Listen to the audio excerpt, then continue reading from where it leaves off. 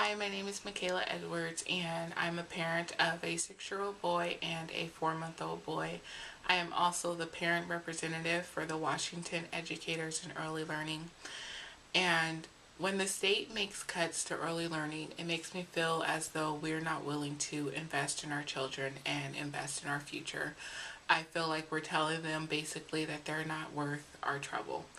And my 6-year-old son was in childcare from the time that he was 6 months old until he transitioned into kindergarten.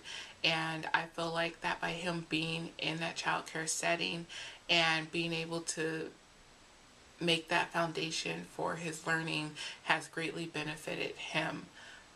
He's now in the first grade and he's excelling in that.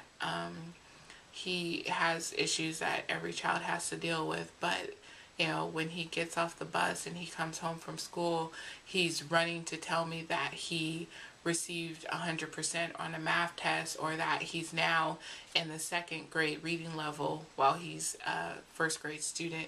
And I feel like without the time and the partnership between me and his early learning teachers, I don't feel like that is something that would have happened.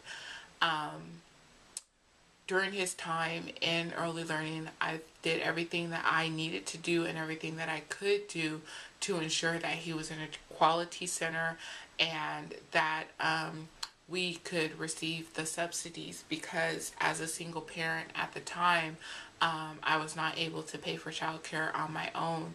But that also meant that sometimes I would have to turn down overtime, or not pick up an extra shift, because that one extra day might put me over the limit for childcare, for my childcare subsidy. 2 years ago, I got married, and now I have a 4-month-old son. And when I think about the opportunities that my oldest son received via early learning, it saddens me that my 4-month-old is not going to have those same opportunities.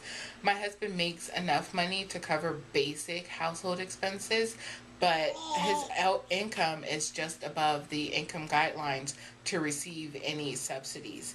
And so if I was to put my children in childcare right now, we would be paying the highest amount for an infant care, as well as before and after school care for my school age child.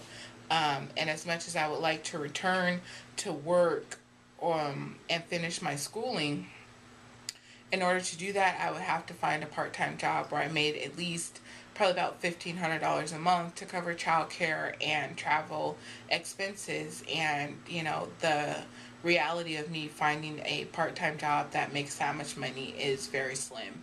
And so right now, not only me, but thousands of families across the state are counting on you as our elected officials to be able to help us to work out the support that we need um, in order to take care of our families.